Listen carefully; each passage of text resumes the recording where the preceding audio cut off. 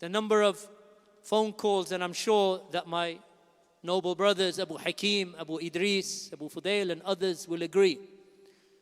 A lot of the time you get phone calls from brothers and sisters who have problems in their homes, problems with their children, problems with their daughters, with their sons. I can't, my daughter won't listen to me. My son has a device, he won't let go of it. He won't even tell me what he's looking at. He locks the device and he's behaving strangely. And he doesn't want to, for Fajr I wake him, he doesn't want to pray. How long has this been going on? Well, for about 2-3 years. When was the last time that you took him to a dars? Well, I take him to a conference once a year. That's the answer I sometimes hear. In fact, that is the answer I hear more often than we should. That you block your children from the durus in the masjid, as Salafi. And then when the problems begin to occur in your homes, you want a quick solution. The solution is not going to be easy now, because you've cultivated your children upon not seeking knowledge, not giving value to ilm. Ilm is cheap. What is value? The GCSE. What is value? The school homework. What is value? History, World War I, World War II, British colonization. That's what they learn. English literature, Shakespeare. You give value to that because you want your children to get A grades or whatever it is these days. That's what you want for your children. So you focus upon that. Then when the problems begin, your son comes home with a shaved beard. Your sister, or your daughter rather, she doesn't want to wear the hijab. And they don't want to practice their religion. Then you wonder why. Because you don't bring them. They don't feel a part of ilm and knowledge. They don't come to these gatherings of knowledge where their hearts can be lifted. Allah subhanahu wa ta'ala, just by attending, may guide their hearts and strengthen them. Allah subhanahu wa ta'ala has the qudra to do that. But if you don't take the means, if you don't take those steps, then you've got no one to blame but yourselves. Yes, a few hundred people will come to a dars these days in this masjid. Every dars, a few hundred people will turn up. Friday, maybe up to 600, 700, 800 people. It's possible. But that's nothing compared to the number of Muslims that are out there. If you have in your mind, or if you have inculcated into the minds of your sons and your daughters that secular knowledge and secular education is more important than the deen of Allah, then don't be surprised when the chickens come home to roost. Don't be surprised. Don't be surprised when your children come home and she's pregnant. Wal-iyadhu billah. Or your son has found a boyfriend. Wal-iyadhu billah. Because that has happened. Because if they're not getting their education here, they're getting their education somewhere else. Indoctrination takes place whether you like it or not. And you don't have the ilm, nor do you have the experience, nor do you have, the knowledge or the foundation to really, truly cultivate your children. Because if you did, then many of you wouldn't be going through the problems that you are going through. You even hear of cases where a brother or a sister will say, we homeschooled our children for 7 years throughout secondary school, and they got their GCSEs and so on. But they don't want anything to do with Islam. Did you bring them to the durus? No. Why not? Because we were home educating. What were you educating them in?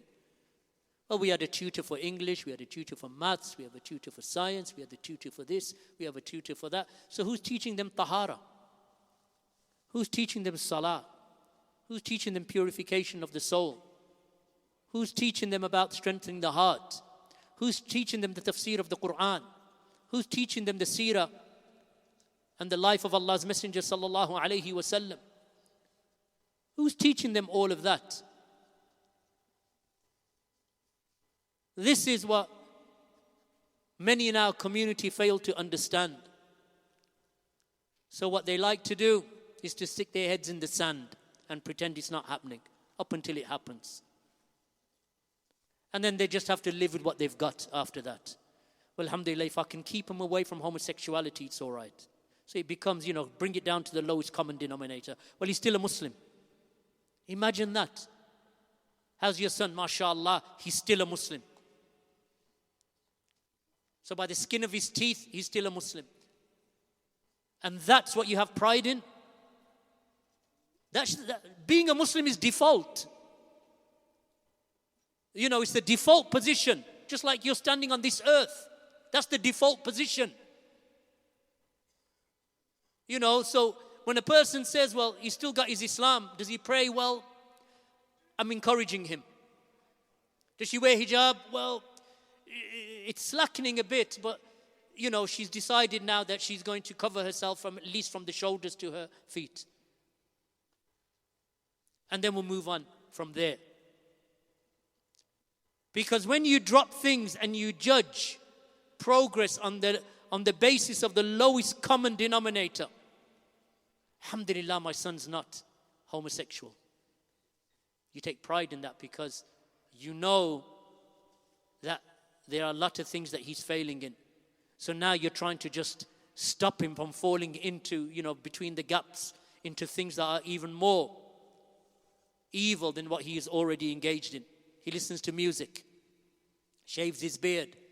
But alhamdulillah, he's not a Christian, he's not an atheist. Yet. What's going to happen to his children? So yes, conferences are good. And they lift the souls and they lift the hearts of the people and make you feel good. But if you are abandoning the durus and you don't bring your children to the classes, then you'll see the consequences of that in years to come. May Allah subhanahu wa ta'ala protect you. Allah preserve you, because I don't want to see that. And none of us want to see that in our children. Because there are people who have been coming to the durus for decades in this masjid. And they are the best of the families in our community. Doesn't mean that wrong things didn't happen in their lives. Allah tries people. But the best of this community and the most noble of this community and the best children in this community are the children of those who have been attending the durus for decades. Even if they have come from the other side of the town. It takes them 20 minutes, 30 minutes. That's nothing. When you look at the vastness of the United States of America, that sometimes for a single dars in Germantown Masjid to the dars of our brother Sheikh Anwar Wright or Sheikh Hassan al-Somali, they will travel 2 miles twice a week. So 2 hours twice a week. Twice a week, 2 hours. And then 2 hours back home again, just to catch the dars. And you find brothers coming to the durus of Abu Hakim or Abu Idris in this masjid. And they will travel from West London every week for the dars. That's a 2-hour drive. To sit for what? To sit for an hour.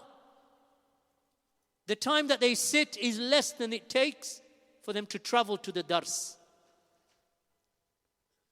I heard not long ago that there were brothers traveling from East London to Bradford, Masjid al-Sunnah, for the dars of our brother Sheikh Abu Iyad. Now, from what I recall, because I haven't made that journey in a long time from London to Bradford, but it's somewhere in the region of 3 to 4 hours to go and sit on a Friday evening for 1 hour in a dars of Abu Iyad. That is not to say that we are raising our brothers to the level of the A'imma or the great Muhaddithin. No. The issue is what here? That if you can benefit from a hadith, if you can benefit from knowledge, if you can be reminded and you get rewarded for every single mile that you've traveled or footstep that you've taken, then who would turn their nose up at that, instead sit home and watch EastEnders? I don't know what they watch these days. I'm thinking about that 20, 30 years ago. Whatever they watch. Right? That's sitting at home and watching that garbage is better than coming and sitting in a dars, bringing your wife, bringing your children, and then on the way home grabbing something, a coffee or a cake, and you see the smile in your children's faces as you reward them for sitting patiently and benefiting from the dars. And you see the smile and the good countenance on your wife's face because you've brought her to a dars, and then you've rewarded them. You've spent from your wealth, because that is the best dinar and the best dirham that you can spend is upon your family. Look at how much reward there is in that, just in that one action of goodness for your children, goodness to your wife, goodness to your families. You know, I'm going to keep saying this because I know that it has an effect. Because people benefit. There are people sitting here today who've come down from Manchester, and I recognize your faces. For what? Is it because they're related to me? There's no blood relation. Is it because they're from the same country that I was born in? Not even that. They're not from Pakistan. Why have they come then? They have come for the sake of Allah subhanahu wa ta'ala, to be reminded and to benefit and to meet their brothers for the sake of Allah, for which Allah subhanahu wa ta'ala will answer their dua, inshaAllah. So if they can travel from Manchester for 2 hours, from Cheetham Hill to here, maybe 2.5 hours, for a half-hour khutbah, yet we can't travel 10 minutes from our houses to a dars on a Monday and a Tuesday and a Wednesday and a Thursday and a Friday. You're given all these opportunities. So you say, I can't do Mondays. Can't come to the dars. Come Tuesday then. Can't do Tuesdays, I work Mondays and Tuesdays. Well, come Wednesday then. Wednesday I'm going to go and see my mum. Come Thursday then. Thursday I'm doing homework with the kids. Come Friday then. Friday I've got to watch the movies. What do you want me to do for you, Akhi? What is it that you want me to do for you? If you're blind and wandering in heedlessness, then what can I do for you? Reflect and ponder over your lives, because I've seen how my own children have grown up, and I've seen my life before my eyes. 30 years in the da'wah, gone like that. Ask Abu Hakim. Ask Abu Hakim and the likes of Abu Iyad. 1992 or 91, when we first met each other, seems like yesterday. Wallahi.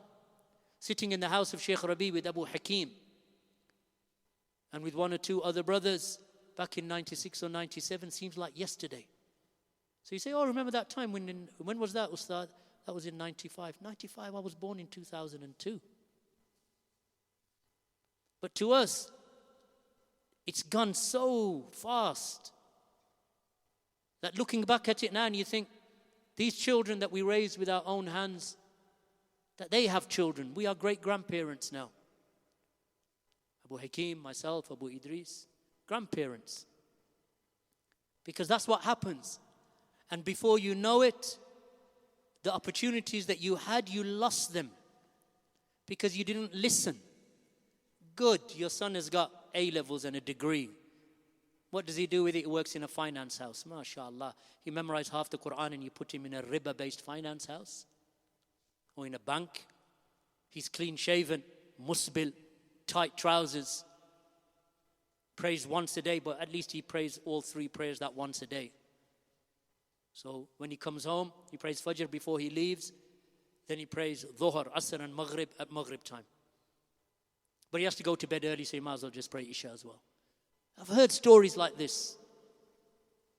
And you think to yourself, you're proud of that? Or at least he prays that. Even if he doesn't pray on time, at least he prays. That's the argument.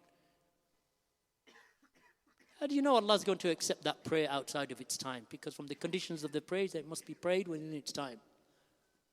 But you find people with that type of mentality who have been coming to the conferences year in and year out, and their children are like that. But they're proud. They even have pictures on their social media. Here's me and my son. Son is clean shaven. Used to come to the masjid. Tight suit on, tie on. I'm proud of my son. He's got a managerial role in some company. To me, that's humiliation, ya akhi. That is humiliation. Your son is dressed in a manner that is hated by Allah, displeasing to Allah, opposition to the Sunnah, and you're just proud that you're leaning against his Mercedes with you and your son because he took a riba loan and went to university, or your daughter even. Waliyadu billah. What has happened to our communities that we have reached that point? Allahul musta'an. Allahul musta'an.